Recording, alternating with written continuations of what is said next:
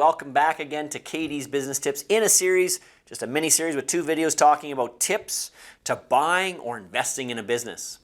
Now, when a business, looks at how successful it's been in the past, there is an indication of the future. We talked about the last video about the true value of a company is what it does in the future. But you do have to look at the past to determine how well it's performed and if there is that moat that we've been talking about. So, for example, demands the business be able to defend itself against attack from competitors. That's the first thing. Just like armies trying to ransack a castle, right? If you had a moat there, it's a lot harder to get to it. Is there protection, or is there a possibility that a competitor is going to come and eat you up? Because you might have this great historical track record, but then all of a sudden, eaten up, and within 3 years, you've lost your market share.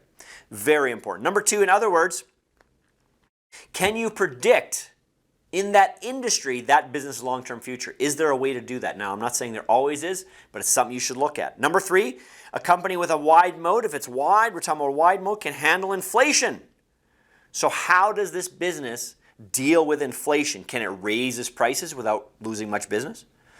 Can it use shrink inflation to lower the, what amount of product you're getting the same price? That's why you see in your chip bags and, your food, and all of a sudden the bags are like half empty now, and your cereal box are half empty because it's called shrinkflation. They're just putting less and less in the boxes and charge you the same price, right? So can your business manage inflation? That's very important. And another one is companies with good moats usually are well known for what they do. So how well known is a company? And I'll tell you how you can tell that is internet presence nowadays.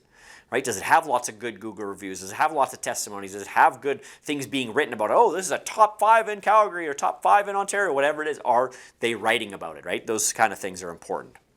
And we don't need, all the moats. We just need to have some of the moats.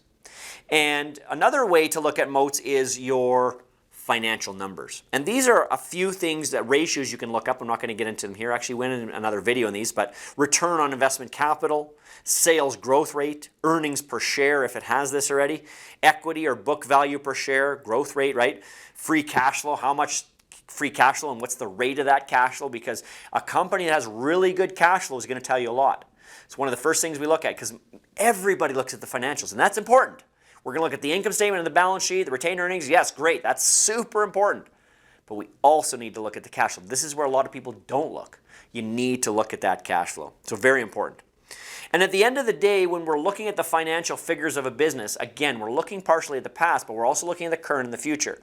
So the balance sheet is an accurate indication of the current that we're doing some of these scenarios off of, but you also will spot other things. You'll be like, what is this big debt here? Oh, you owe a receivable loan to the government. Are we prepared to pay that? Is that worked out into the cash flow projection, right? You're going to find things on that balance sheet that is not going to tell you anywhere else, because the profit and loss, again, says, income statement, how well did I do? How much money did I make? And how much money do I project to hope in the future? But your balance sheet tells you what's going on now today. What do I owe? What do I own? So then the other thing we would look at is the assets on those balance sheets. We got to evaluate them. Is that the true value? If it says, hey, I got vehicles total, 300,000, vehicles and equipment totaling 300,000.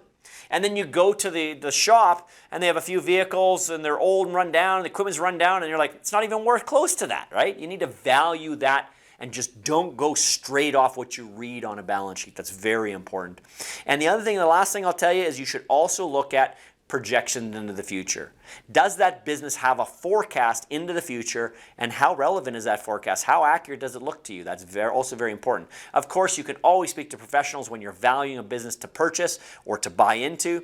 We'd love to hear from you. Post in the comments below and subscribe if you haven't too. We'll look forward to seeing you in the next video.